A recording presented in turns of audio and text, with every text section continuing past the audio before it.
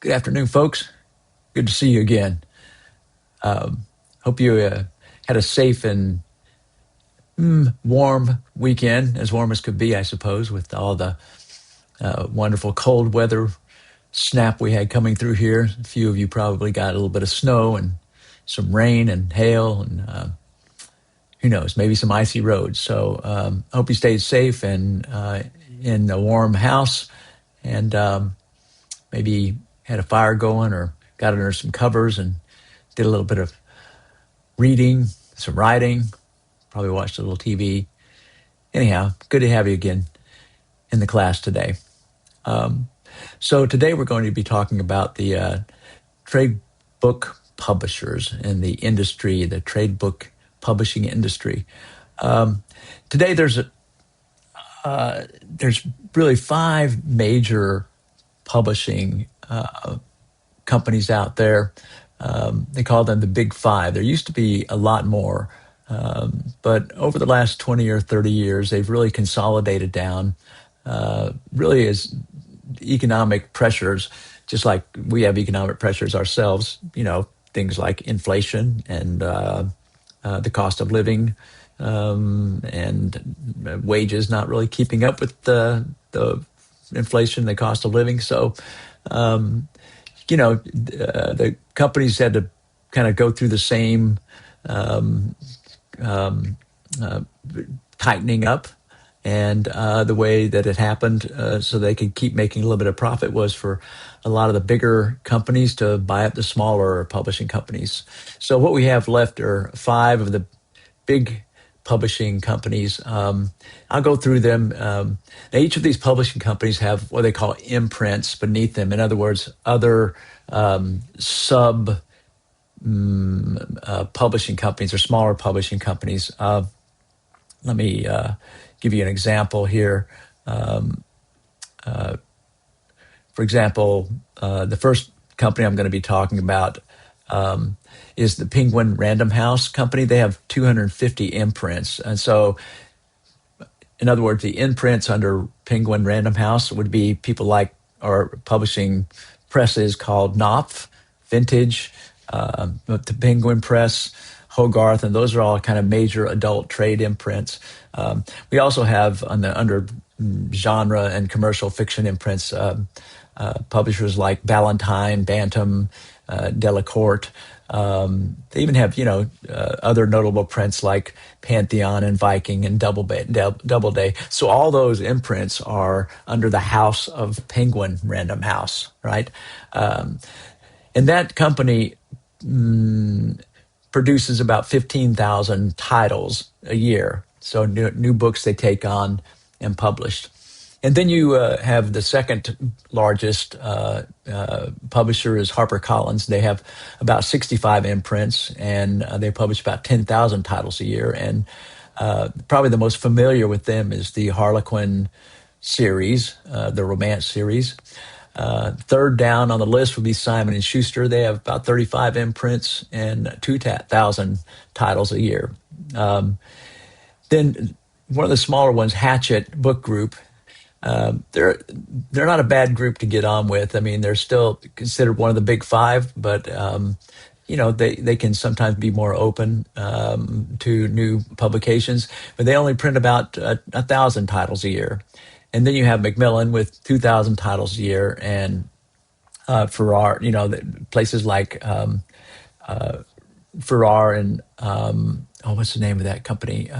Farrar, Straus and Giroux, and then beneath them you have Macmillan. No, sorry, not Macmillan. I'm so sorry. Beneath them you have. Just give me a second here. Scholastic, right? And Scholastic, they're the ones that published Harry Potter. So all those together total about 30,000 titles per year.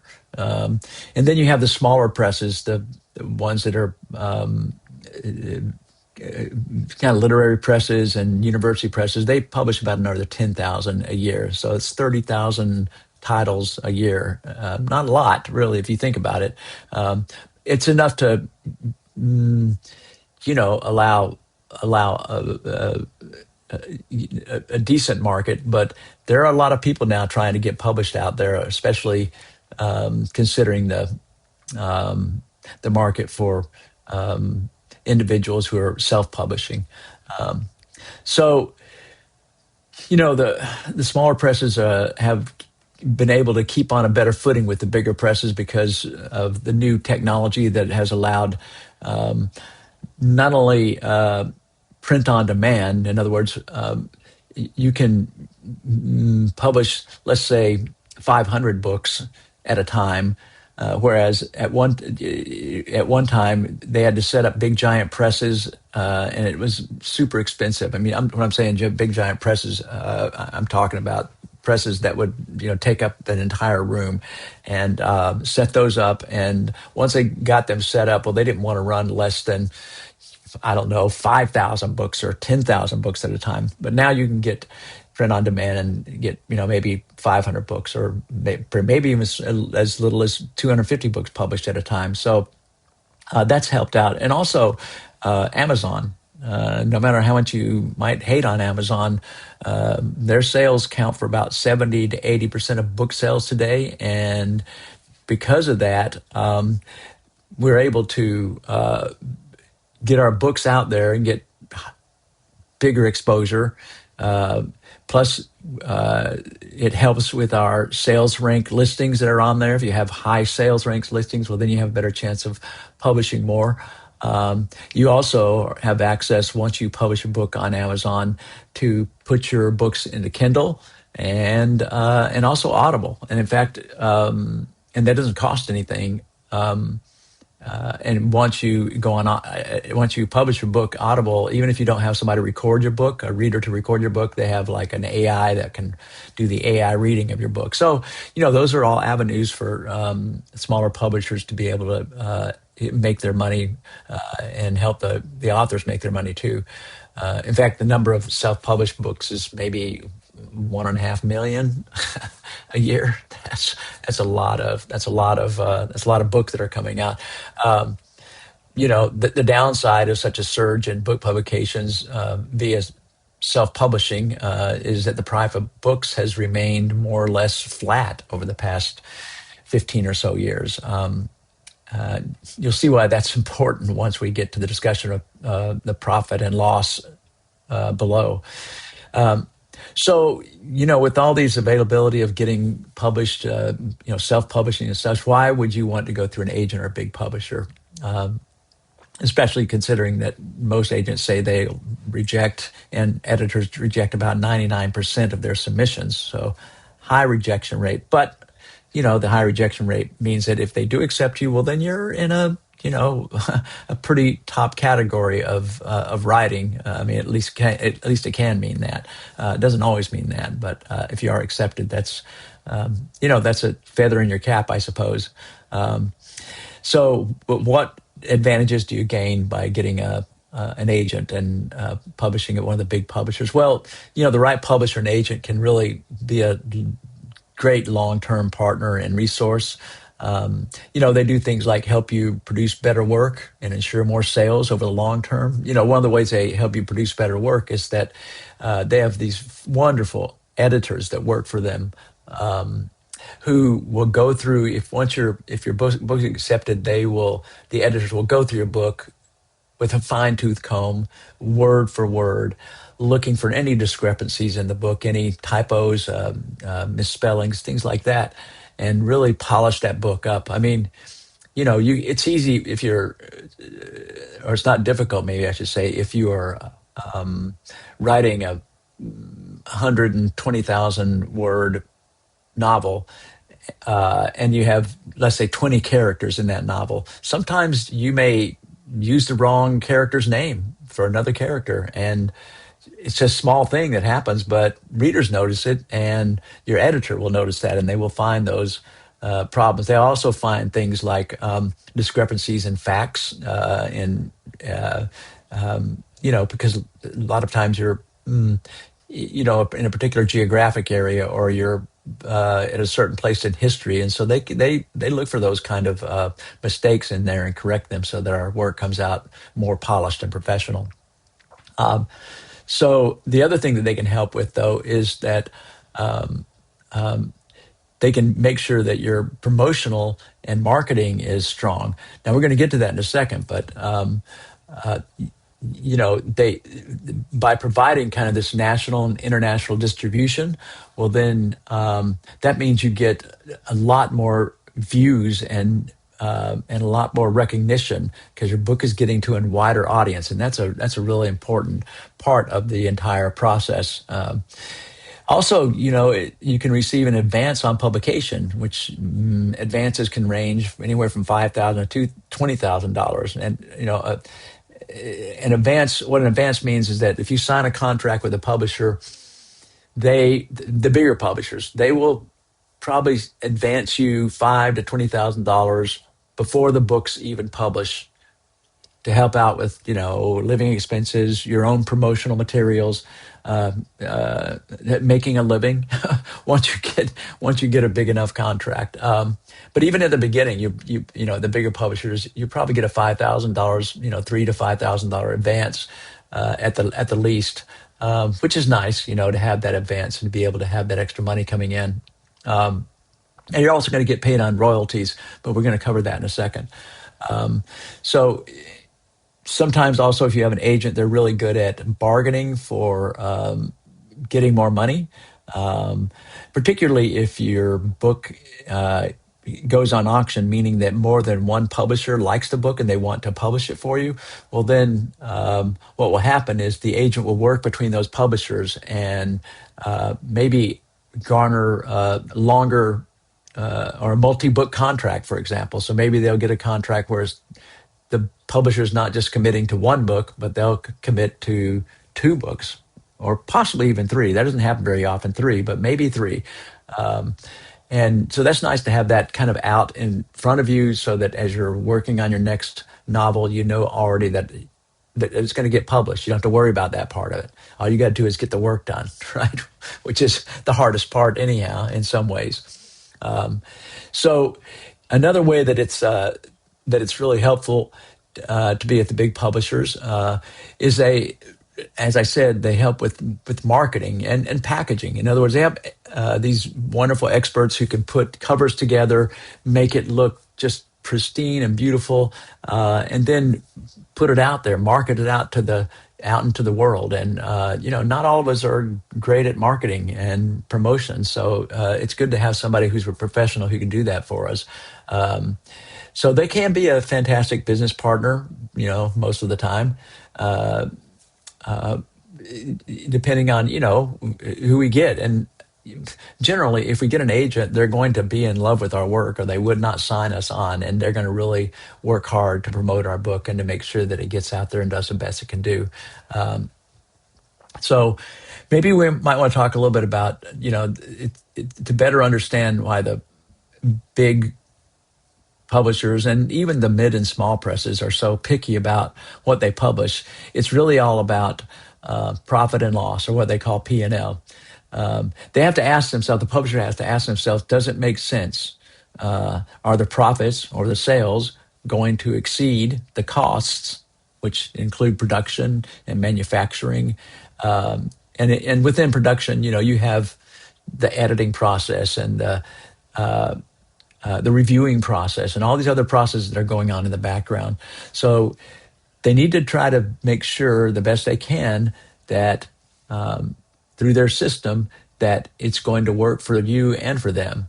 So, they want to ask themselves this question about, are sales going to earn out the advance? Meaning, let's say if, a publisher advances $10,000 to you or to the author, will the book sell enough to earn back enough to cover the advance and the production cost?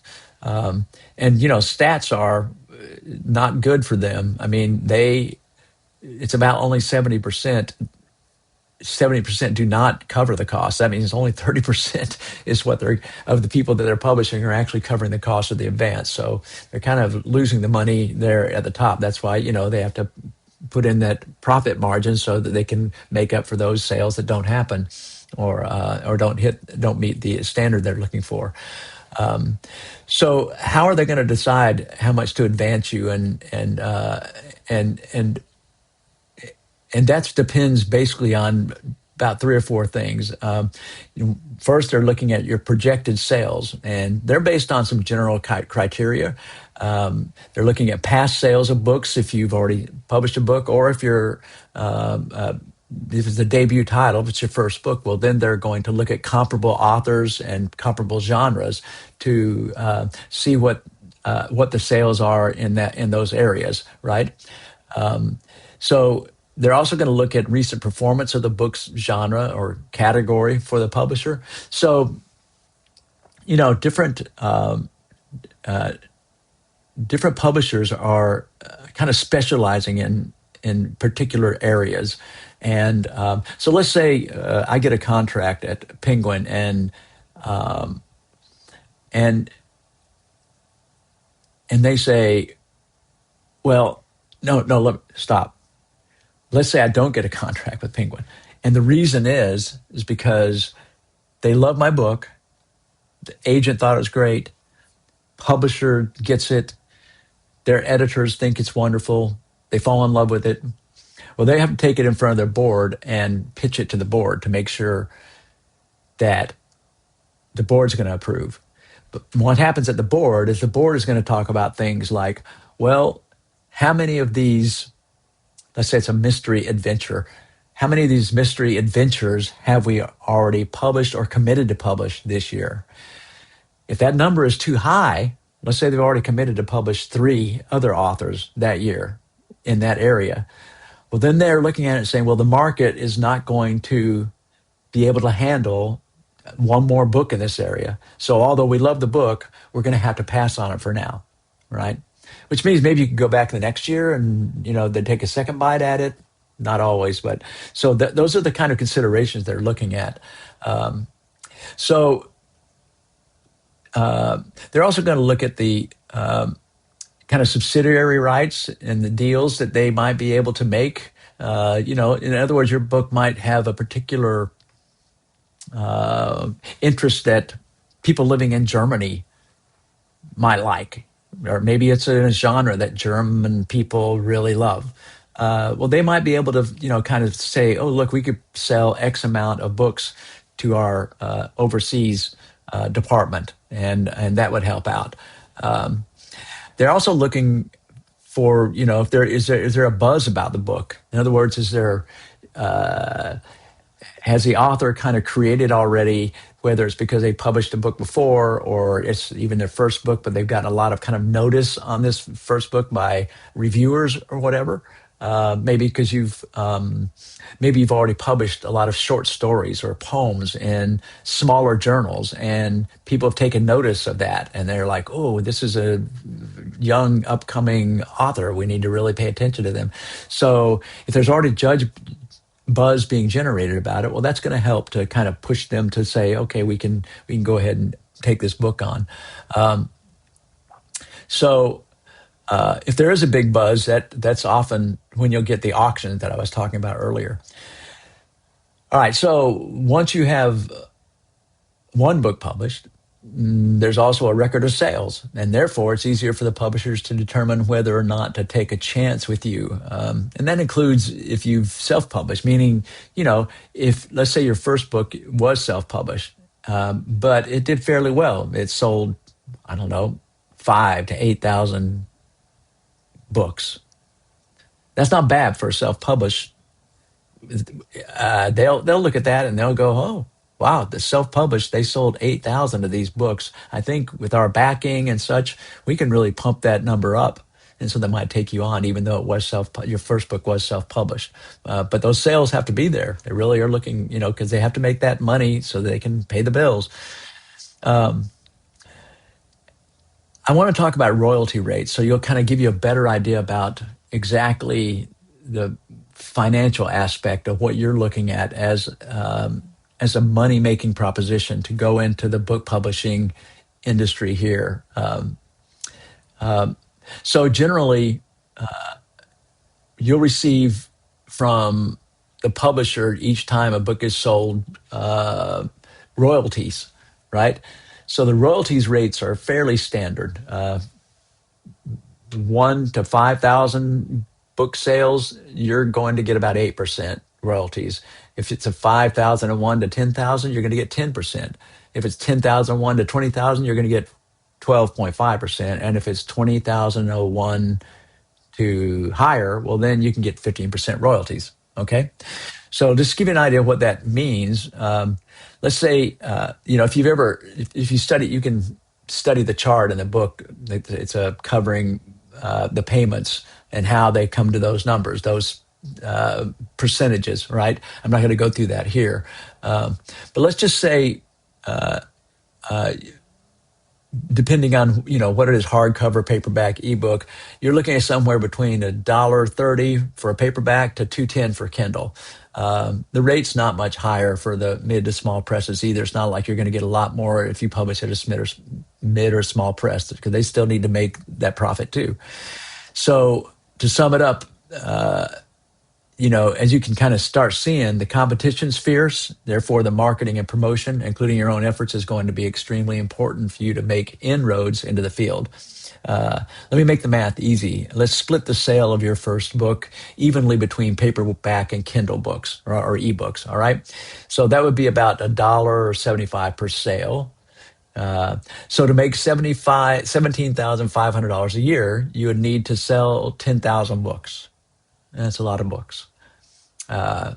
Therefore, the best advice, so you double that, you got, what would that be? 35,000 a year. So 20,000 to make 35,000, and, a single person, fairly young, without a family, you could probably get by on that, if you could do that. That's kind of the dream that all young writers have, is to do that. And once you get your first book out, then hopefully you're going to kind of build up an audience and be able to generate more. But the best advice I can give you for pursuing a career that's focused on book publication is to get your expectations in line with the reality of the business, and have a plan to find satisfying work that might supplement your publishing income until you're well established. For most writers, unless they're somehow bestsellers really early on, that will come after 4 to 5 books. So let me give you a scenario. Let's say you get a publication contract, and they give you $5,000 advance for your first book, and your publisher likes it, your agent likes it. They pump it out there, do the best they can to promote it, and you sell, let's say, 6,000 books. It's not bad. They're not going to hate you for it. They're really looking for 20,000 themselves. That's what they'd like. But 8,000, 6,000, 8,000, they're feeling okay about it. So they look at this and say, well, they haven't have 8,000 people have read the book. Out of that 8,000, let's say 40% will buy the second book that comes out. So now we're looking at 3,500 to 4,000, 35, let's just say 3,500 people. I'm not great at math. 3,500 people are going to buy the next book. And let's just say that the next book will sell another 8,000, like this one did. So it's 8,000 and 3,500. So now we're talking, around 12, I'm rounded off to 12,000. 12,000 sales in the second book comes out.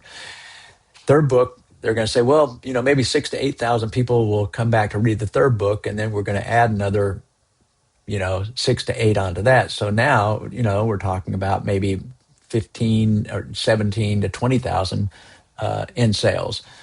And then your fourth book comes out, and you see what I'm saying? Each time your book comes out, you're going to be collecting those fans that you got from before, pulling them in, and then adding another 10 or 15 or 12, whatever it is, on top of that. So it grows. So by the time you get to your fourth or fifth book, then you might be making enough, in the $40,000 to $50,000 a year range to be able to make a living off of it. So, and then let's say it's going to take you 2 years between each book to get it published. just to write it and then go through the publishing process. So that's 10 years.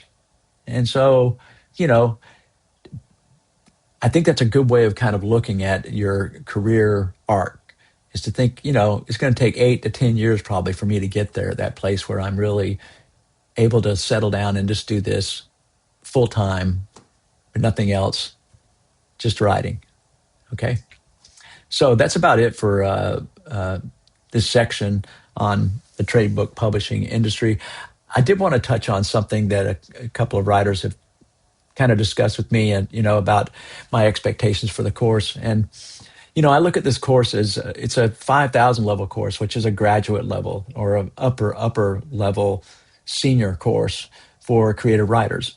It is called Writing for Publications. So the assumption by the department and the faculty, the university, is that people that are signing up for this class would like to get something published, a book published, magazine articles published, to make a living, or somewhat make a living, out of writing. And you're at the stage of your career at the university where you're really getting serious, and you're taking all the courses seriously that are in your area.